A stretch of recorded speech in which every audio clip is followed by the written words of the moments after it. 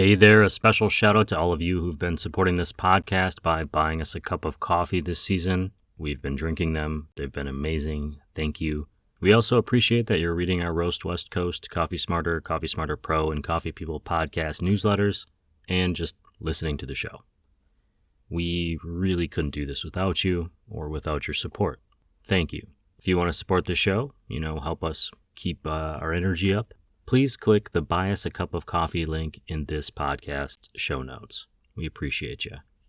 Now, on to another episode of the show. And please ignore my stomach, which is grumbling for some reason.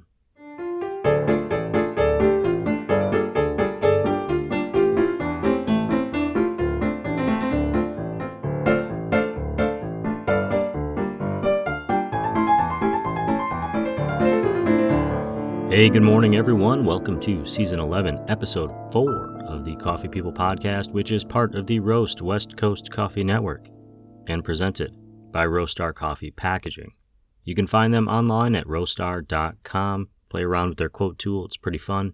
I'm Ryan Woldt, and this is the show where we meet and chat with roasters and baristas, green coffee importers, trip organizers, farmers, scientists, artists, writers, activists. The list goes on and on and on. I've been saying that for 4 episodes. You've heard it before.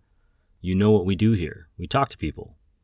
Today, I'm chatting with Joey Jones, founder and CEO of the JoGo Straw. If you're wondering what the JoGo Straw is, you can see photos on jogostraw.com or in our newsletter on coffeepeoplepodcast.com. And I'll let Joey explain in a moment what it is and what inspired it. Suffice it to say that it's a straw that filters out coffee and tea before the grinds or the leaves hit your lips, and has been popular for tea and coffee drinking, particularly in Latin America, for generations. The JoGo Straw Company's home base is in St. Paul, Minnesota, but during our chat, Joey was working out of Mexico City. Stay tuned at the end for some additional conversation that occurred after we finished our official show interview. And, wherever you are, grab a cup of coffee, or perhaps today a yerba mate, and I encourage you to settle your mind in some far-off place that is on your adventure bucket list, because we are about to go on a conversational journey with Joey Jones, CEO of JoGo Straw.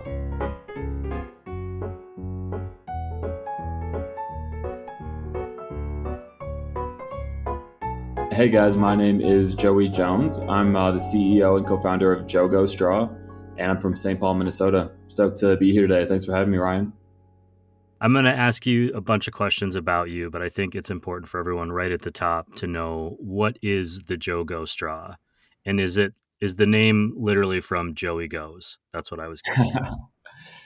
That's kind of like a little fun double meaning there, but no, the name came from Cup of Joe on the go, and that was the original idea. We wanted something a fun 4-letter word that made the straw seem like it could be your little buddy in your pocket.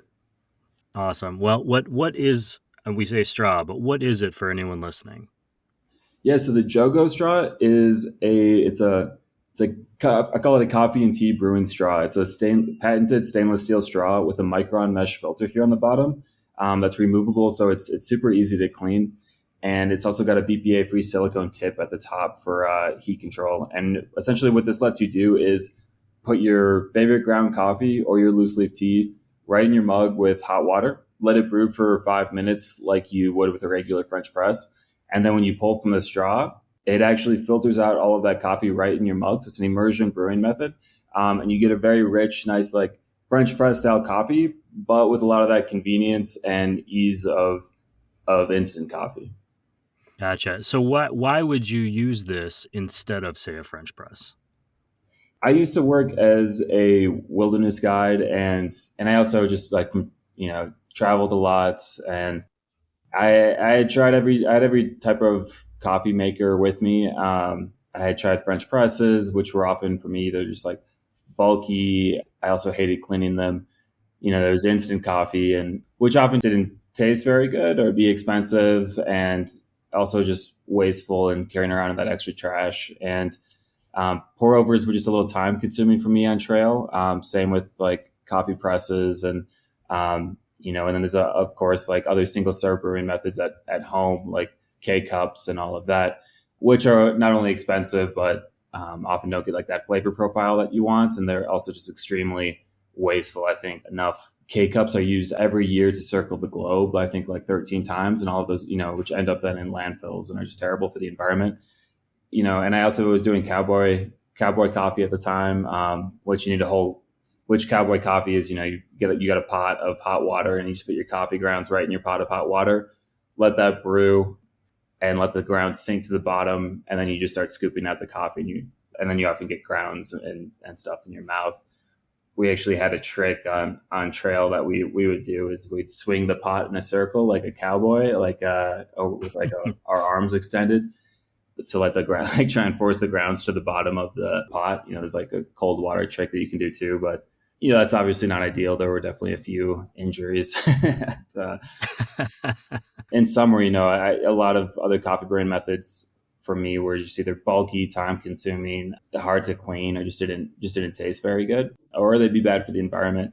And so I had this idea, for the straw when I was out on trails, like that'd be a really just convenient, simple, and easy solution to a lot of these issues I'm having, particularly when I'm traveling or just out camping. Yeah, I suppose, the straw fits in a pocket. I'm imagining it on the inside pocket of a jacket as I'm, traveling somewhere. But before you got started on this entrepreneurial path, you mentioned you were on the trail. What were you doing? Was there a potentially different path where this never happened? Yeah, totally. Well, maybe just I'll back up even a little further and what I was doing, which kind of led to this as well. So back when I was 20 years old, I left on a 1.5 2-year long motorcycle trip from Minnesota down to the southern tip of South America, like where the road ends. And it was a really awesome trip. I was like camping out and staying with friends I met, staying in my tent, and I spent like a good amount of time down in Patagonia, Argentina, Uruguay, Chile, and I got really addicted to yerba mate. And for those who aren't aware, yerba mate is like a coarse loose leaf tea that's really very popular. It's becoming more popular in other parts of the world as well, in North America, Asia, Europe. But it comes from Latin America, South America, and it was made popular by like sort of the Gauchos, which are like South American, Argentinian cowboys. And yerba mate traditionally you drink through a straw with holes in on the bottom, which is called a bombilla. And yeah, I got very addicted to yerba mate when I was down there, and you also feel really cool walking around with your, your gourd with yerba mate and your bombilla. And so, yeah, when I got back from that trip, I was started up school. So I was in school at the time, and I was actually studying I was double majoring in global studies and communications. And I was starting to be a diplomat, or, to work. I was going to take my foreign service officer exam and or work for the UN. And so during the summers while I was in college, I was working as a wilderness guide, and I just wasn't really happy with any of the ways of brewing coffee on the go. It was either like the French presses. I tried French presses, which are always either kind of bulky and pain in the ass to clean. And then there was, coffee presses, which were just kind of, finicky for me. And like, I'd often like it'd fall over when I was trying to push them down, and also just kind of time consuming. And had that same issue with pour overs, and instant coffee was wasteful or didn't taste very good. And I was leading a canoe trip with my buddy Nick at the time, and we were out there, and yeah, we had this idea. Could we use this bombilla for brewing coffee? And we realized that nobody was actually doing that at the time. It was like, which was kind of crazy because it's a very like simple solution. So we like, man, if we could figure out a design that could work, that could filter out coffee, which is a little more difficult to filter out, then it'd just be a really simple, convenient, and easy solution to a lot of these issues we've been having. And so, yeah, then I had a couple of years of college left, and we started prototyping the design, and starting by just going to like Ace Hardware and getting materials, cutting up different types of mesh and using duct tape and straws and playing with different all sorts of ideas. And when we finally got far enough, we found a manufacturer and nailed down the design. And once we got to that point, we reached out and got our patents and all of our intellectual property protection. and actually then launched on Kickstarter, because we were outdoor educators and wilderness guides and just coming out of college. So we clearly didn't have a big budget that we were working with. And so we launched on Kickstarter to raise like enough money just to get our feet on the ground and fund our first production run. And we had a goal of raising like $10,000, and we launched this Kickstarter just a couple months after I graduated from college. And and I was living in my just kind of a classic entrepreneurial story right here. I was living like in my parents' attic at the time and working up there, and I didn't know if we were going to even raise that $10,000 in 30 days, and that's kind of, you have to reach $10,000 in 30 days to keep that money. And yeah, I was worried we'd hit that. I was like, I think this is a good idea, and I think it's going to work, but you never really know till you launch, right? And we hit the go button and launched, and we actually hit that $10,000 in under an hour. And by the end of the 30 days, we had raised nearly $400,000 in pre-order sales. We ended up being the third most backed Kickstarter of all time in the coffee and tea sphere. How did people even know it was there? Did you have a marketing plan in place? Just coming out of college, you're already ahead of the game as far as I'm concerned. I would have had no idea how to begin like trademarking or patenting or any of that. If you're just that summer after school and launching this Kickstarter, did you have a plan in place? Especially since you just said you didn't know that you'd even make the 10,000, and obviously you went way beyond that. Yeah, so I got really obsessive over just kind of researching Kickstarter strategy and crowdfunding strategy, and just started reaching out to people I knew, reaching out to influencers. I got an interview on Minnesota's Care 11 News, just talking about the product, and really just a lot of grunt work, just bootstrapping, calling people, calling reporters. Started running some Facebook ads as well, just kind of letting people know about the product and the upcoming launch. But a lot of it, I think, was just the success that we've had at that point and since then. I think it's just because it's a cool product that's a simple thing that people just really have really enjoyed. So it's just been a lot of word to mouth, and then also just with like journalists wanting to share the story and share to share about the product. When you see that number at the end of that month, you've got this big, 6-figure number. I'm assuming elation and excitement and joy. Is there also oh fuck, like we have to make this many straws for all these Yeah. people? How are we going to do this? Oh, for sure. No, and I'm relieved that we can say fuck too. And I didn't know what kind of podcast this was. Yeah, no worries. Yeah, no, it was definitely like a crazy time. It was like those 30 days. Well, we hit that $10,000, and I did it like celebrated and got a little teary and everything. And then it just like that, we just kept going viral, and that number kept going like blowing up.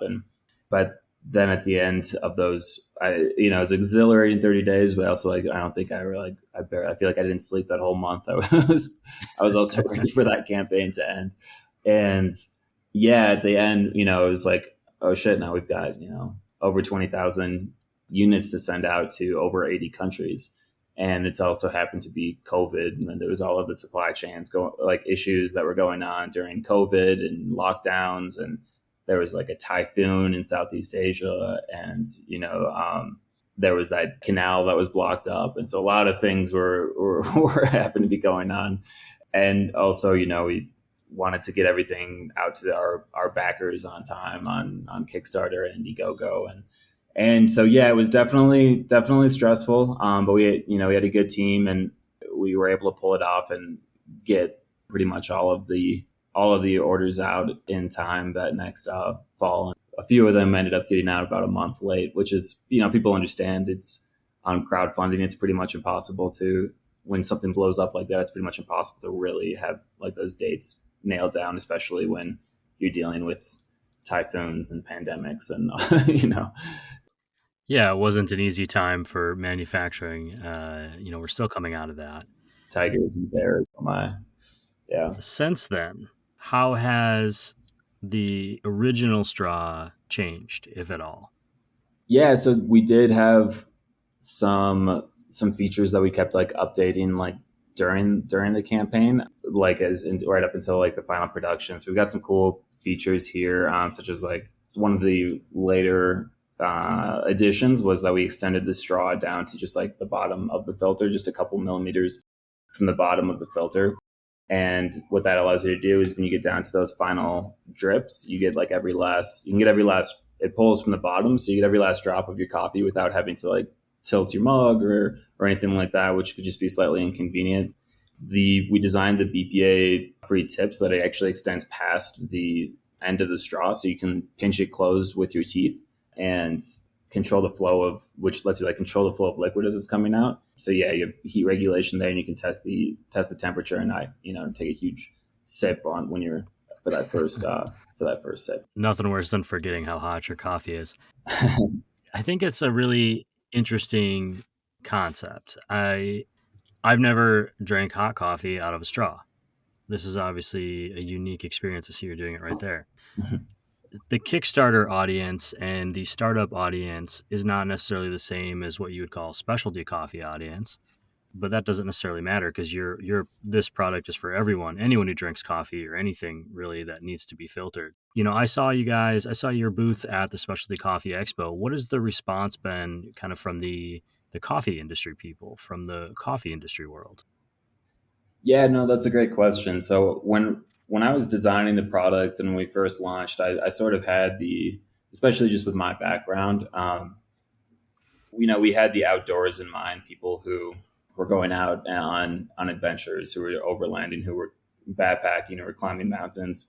So we were designing it for adventures, right? And once we launched, we realized that, oh wow, well, people are doing those things. They are, sending us pictures from the top of the mountains in Afghanistan and all these places in New Zealand and all these cool and super rad adventures. But a larger percentage of our customers are actually just using this at home instead of their K cups, instead of their French press, or they're taking it, and using it at the office. And then, of course, just, it's really nice to have when you're traveling and you don't have, you never know what kind of coffee maker you're going to have at an Airbnb or a hotel, or what the situation will be. So that, with this, you have in your pocket, all you need is grounds and water and you're good to go. And, we started getting in the hands of lots of different coffee influencers at that point after we launched as well. Some who supported the campaign and some who just found us later, or some we reached out to just like, hey, can you try this out? And, it's actually been, we've had just an overwhelming, just positive response. People just really enjoying the flavor. There was we ran into one influencer who does really awesome stuff. Degenerates Drinking Coffee on his handle on Instagram, and we saw him actually at the Specialty Coffee Expo, and he came up and he was just saying how he was like, I got this, and I was looking for reasons not to like it, but I couldn't find it. I stayed up all night because it just totally made me rethink how my understanding of immersion brewing methods and extraction, and because we noticed that the extraction actually plateaus, and so he didn't notice any sort of over extracting or anything like that. And he's like, man, this tastes really good.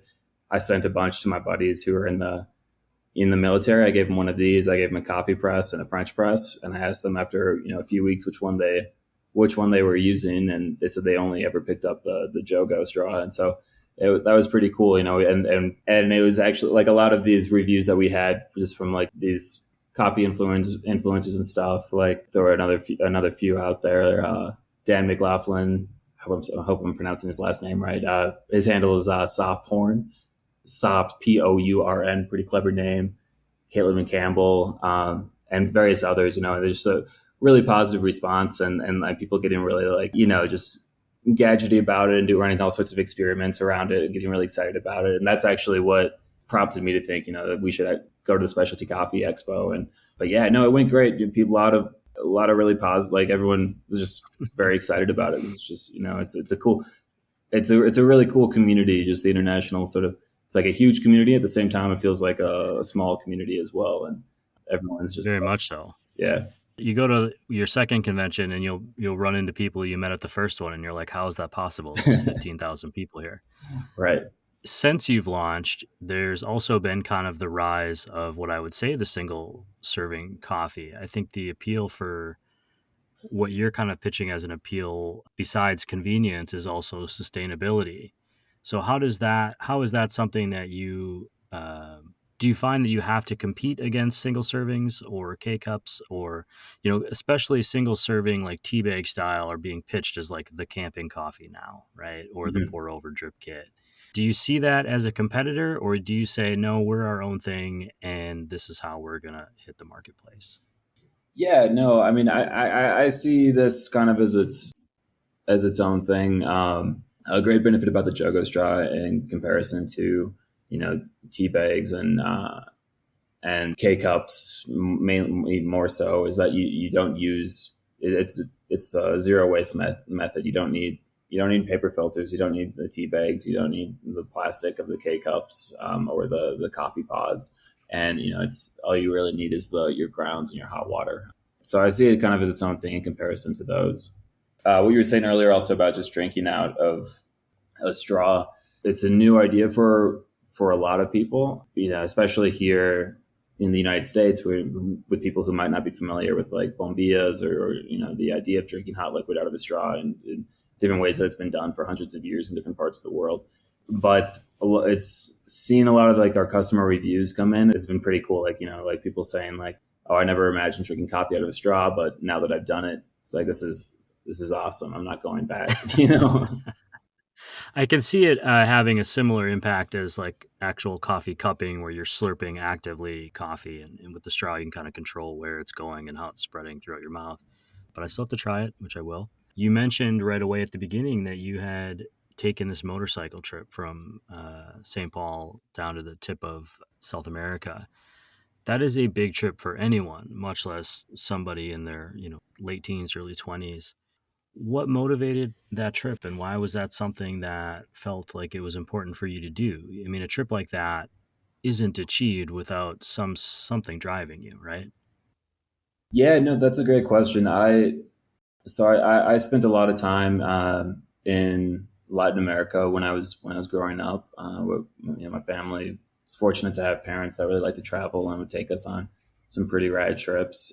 We were visiting I've got had family in Michoacan and Morelia in Mexico, and so like visiting them and going around Mexico or visiting friends in Peru and traveling around Peru. I also did worked with a program called Amigos de las Americas, which is like a nonprofit organization similar to the Peace Corps in certain ways, but for high school students. I think they've got like more of a. I don't think they like me saying that, but that's the best way I can describe it right now. And that nonprofit, they put me down in. I was down in a community in Panama for a summer and just living with a family. It was me and another friend of mine.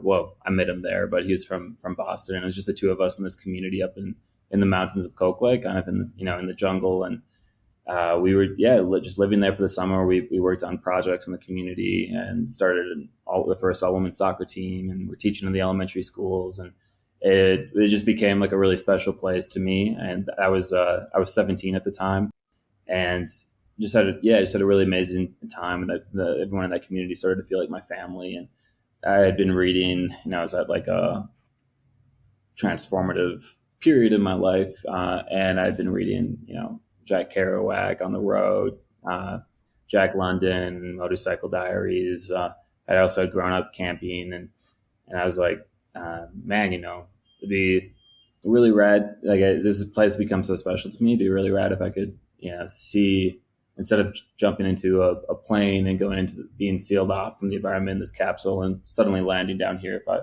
be cool if I could see everything in between and all the different landscapes and cultures and communities and just come down here on my motorcycle someday. And it was just it hit me one night and when I was down there, and once that it kind of crossed my mind, I knew that if I didn't do it, I would always I'd always be regretting it and always be wondering. I was like, so I was kind of pretty stubborn with things like that, and I was like, so I I knew I just kind of I had to do it. And so once I started saving up money right when I got back, when I was my senior year of high school, and then I was working a couple of years after graduating until I had enough money to buy my bike and go on this trip. That trip, I should say, people can see a lot of kind of those countrysides in I think it's A Long Way Up movie on Apple TV right now. Charlie Borman and Ewan McGregor did a documentary essentially traveling that route. And so very cool, very beautiful to see. Obviously, the outdoors are important to you. Coffee, sustainability. You've got a lot of things that have all worked together to lead you to this point. I noticed on your kind of in your story that you support a group called Survival International. I'm wondering if you could tell me a little bit about that and why that is where you guys are kind of putting some of your efforts right now. Yeah, totally. So before we launched, we decided that that it was important to us to. This was our first time launching a business, but it was going to be important for us to not only like develop like as sustainable of a product that we could, but also to give back with what we could while running the business. And we decided that we'd give 5% of our profits every year we contribute 5% of our profits every year to Survival International. And Survival International is a nonprofit organization that works in partnership with indigenous and tribal communities around the world. And they work with them to help defend their lives, protect their lands, and determine their own futures. And one of the reasons that they do some really amazing work, and one of the reasons that we also decided to work with them was because they work with the Guarani tribe.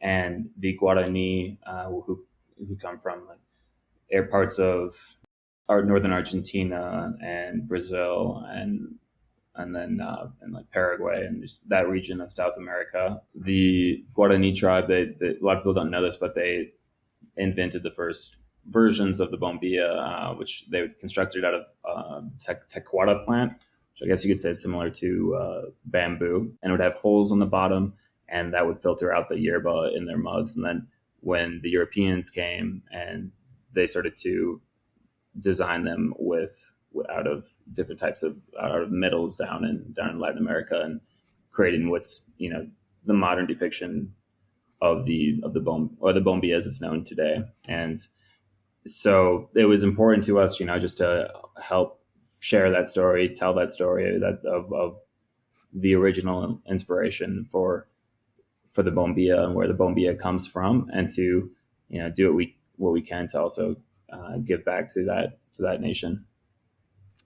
You've been through some major travels, but you've also concepted an idea and brought it to fruition, which a lot of people can have an idea, but to take it to that next step is a big step. It's a big challenge for people. I never worry about telling people ideas because you got to not only have the know-how or the willingness to figure it out, but you have to give a shit enough to do it. This has obviously been that for you. I'm wondering if along the way there's been any piece of advice, or if you've thought of something that's kind of helped you get this far that you'd be willing to share with the audience. No, absolutely. I think the biggest piece of advice for me, I mean, there's lots of things I could say. And the first thing that comes to mind, which is going to sound kind of corny, is, just, I suppose, not not to give up. And that does sound just totally corny, but you're going to have so many ups and downs, and, like anything. And there was, I don't know, I saw a meme earlier this week. I was like starting a business, and it was just like somebody walking down. And I was like, fuck, fuck, fuck, fuck, fuck, fuck, fuck. And then there was like something happens, and it was like spark, like, yes, and then I'm jumping up in the air, and then fuck, fuck, fuck, and what a lot is you go through a lot of different like challenges and trials and things, which is inevitably just going to come up, and as much as possible, like, just to have confidence and try and to enjoy the path of that as much as possible, and not just be looking for the end result, but trying to be present with all of that, learn from what you can. And the majority of those times when big issues have come up with this, they've always turned out, they've led me to something better that's turned out the company into something bigger and better than it would have been. Not always, but do my best to keep that in mind when things go wrong, and also just to take the counsel from the people around you, but also trust in yourself and don't overlook that. There was, any new idea from anybody is going to get a lot of hate, a lot of shade thrown at it, and a lot of people told me this was a stupid idea, and sometimes that did make me want to stop, but I didn't, we trusted in the fact of our idea, and my old partner Nick and I, and we kept pushing forward, and now here we are. We had the third most backed Kickstarter of all time, and in the coffee and tea sphere, we've got some really awesome write-ups and reviews, and all sorts of big publications like Forbes and Outside, and Men's Journal, Food and Wine, Southern Living, all over the place, and also just thousands of five-star reviews online just from our customers. And I think that was like one of the most gratifying parts of this for me was not when I saw our Kickstarter take off, but when we finally were able to that next fall ship out over 20,000 of these things, and just seeing all of these incredible reviews come in from people using it, and people just so excited about it, and people saying how it's, that was the most fulfilling and most important part of all of this for me. Do you want to name those people that doubted you, like personally by name on the air right now? We can do that.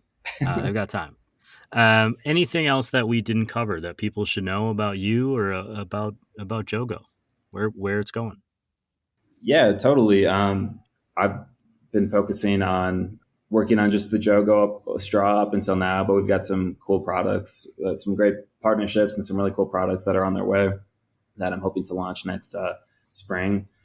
But yeah, we're we're expanding our ecosystem, expanding our product line. I've been spending a lot. I've been teasing our crowdfunding backers and our customers about a JoGo mug that's been coming out, and I feel bad because it's been taking a while, but that's the same with the straw. I spent over like 2 years designing the straw and perfecting it, and just really wanted to make sure that everything is perfect. And it's been the same with these next products, and which includes our mug that's coming out. And so I'm really excited to share that with you guys. It's going to be coming out next spring, and so stay tuned for that, and it's going to be coming out here soon. I hope at some point during the mug process you visited that same Ace Hardware and we're sitting in an aisle somewhere putting things together. If I know anything about an Ace Hardware, there was an older hardware person wanting to give you advice but not knowing what to tell you. No, that's exactly right. I probably, when I was designing the JoGo, I probably could have had a mug with my name on it in the back. If you were to be on the road, obviously you have your JoGo straw with you, but let's say you got to stop into a coffee shop just to experience some local culture. It's a nice coffee shop. What are you going to order? Now, I'd see if they had any JoGo coffee on the menu first. No, it depends, I suppose, on where I'm traveling and the specialty in that area. If I was in Turkey, I'd get Turkish coffee. If I'm down in Colombia, I'd get the espresso. I think is the specialty there. Testing out different.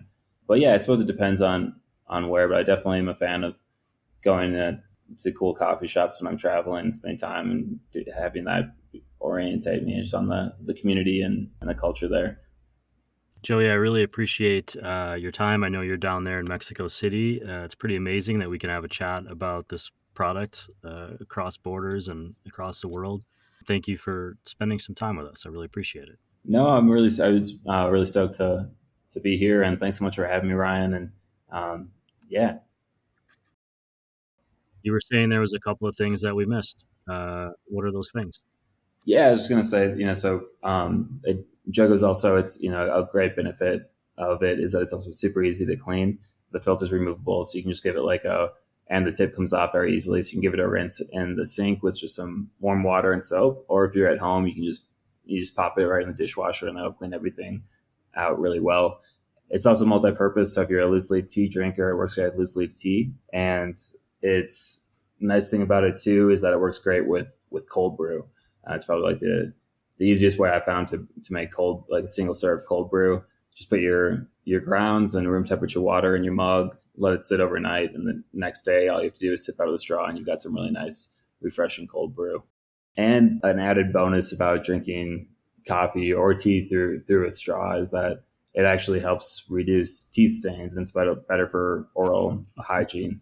So that's a kind of a nice, which is actually like a lot of people here in the U.S. have started drinking coffee and tea through straws anyways, and that's been like for that purpose. You know, we've had a lot of people say like, oh, I've actually just started drinking my coffee through a straw to help because I've been wanting to prevent teeth stains, and so that's a cool thing about drinking out of straws. I only laugh because I was at the dentist yesterday, and the first thing she asked was like, "So you drink a lot of coffee, don't you?" Yeah. I was like, "You have no idea so much." Anything else that you wanted to throw in there? Yeah. So outside of JoGo and working to expand our community there and our product line, I've actually started work. I've had a lot of people reach out to me since my campaign, just looking for help with their crowdfunding campaigns, whether it's on Indiegogo, Kickstarter, and so I've actually started doing crowdfunding consulting recently. So that's been a fun thing to do, is help other brands with like that exciting first launch and help them build up their dream and their dream product and business. And so being a part of those other stories has been a lot of fun for me as well. So yeah, I've just been doing crowdfunding consulting. Very cool. Well, when we need a Roast West Coast, a Coffee People crowdfunding, we'll start at that 400,000 and look to go up from there. All right, sweet. Yeah, man, for sure. Now let me know if you guys want to do another campaign.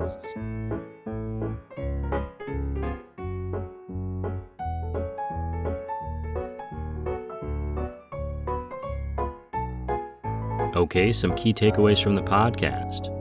The JoGo straw was inspired by the bombilla, given to Joey while he was motorcycling across Patagonia, which sounds like an awesome trip. The bombilla has long been a popular form of bamboo straw with holes near the bottom that make for effective strainers. The Argentinian Gauchos, or cowboys who were drinking yerba mate, would use it while riding the range. After making his way back to Minnesota, Joey and his friend Nick, whose last name I'm not going to try to pronounce without asking, concepted a new straw, upgraded for the modern outdoorsman, which, considering they were working as wilderness guides hauling all their gear up and down the trail, makes a lot of sense. Less equipment means less weight in your pack, and an easier hike. It's an interesting concept, and as someone who camps and hikes regularly, I'm curious to try it. I often carry a stainless steel French press along on my camping trips, but something else is usually sacrificed because of its size and weight. I'll report back as to how I feel about the JoGo straw after my summer travels. Speaking of, I'm always inspired to think differently when I travel. My synapses fire in a weird, different way when I'm on the road, being exposed to new cultures, new ideas, new ways of living in an ever-evolving world. Joey's travels and appreciation for the bombilla and the history behind it motivated him to look around for something similar when he got home from 2 years. 2 years. I'm going to say it again, 2 years on the road. But it wasn't there. He saw a hole in the market that he thought he could fill. His travels led him right down the street to the local hardware store to start prototyping and then to what would become one of the more successful crowdfunding campaigns on Kickstarter, which then led to where he is now, running JoGo and eyeing the next innovation, getting ready to go to work on the next opportunity. I'll share all of the important links in this podcast's show notes, as well as in our Roast West Coast newsletter, which you can find online at coffeepeoplepodcast.com. If you sign up there, you'll get an email every week, and you can listen to the podcast right there. If you're already ready to make the leap and go buy a JoGo straw for the inside pocket of your leather motorcycle jacket, or to keep in the glove box of your van, or to display proudly on your coffee cart, head to jogostraw.com. Wherever you're adventuring today, even if it is only in your daydreams, we appreciate you listening to the Coffee People podcast. If you're listening on Apple or Spotify, to tap the follow button and keep giving us all of those lovely stars. They do help others find us although not as much as word of mouth. So thanks to everyone else who's been telling their friends. We've been telling our friends about Roastar coffee packaging, found at roastar.com. They're our presenting sponsor, and will help you tell the big story of your small business. With the right coffee, tea, or chocolate packaging, they'll work with you to ensure that in a sea of competitors, your packaging stands out. That's roastar.com.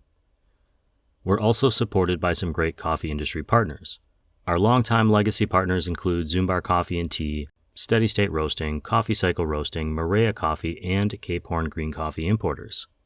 A special thank you to Alden Hazuri at Crossings Coffee and the Hales brothers, Jared and Luke at Hosea Coffee Source, our Anaheim friends who import green coffee. They've been supporting our Coffee Smarter efforts for quite some time.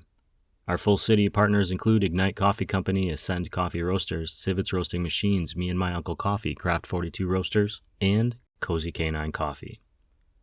I think I've said that a gajillion times by now.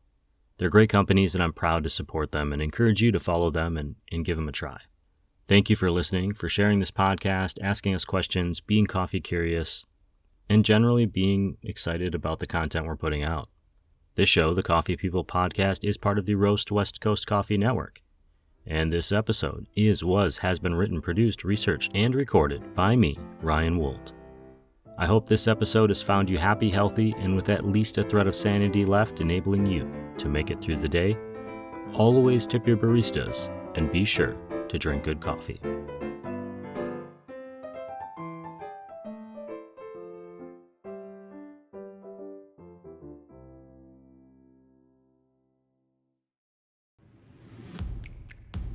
If you are in the early stages of your coffee journey, we want to support you. Check out the Coffee Smarter Education podcasts. Coffee Smarter is designed to enable coffee drinkers to brew a better cup of coffee at home. And Coffee Smarter Pro covers industry-specific topics for baristas, roasters, shop owners, and aspiring coffee professionals. You'll find both shows on your favorite podcast platforms or on our website at coffeesmarterpodcast.com.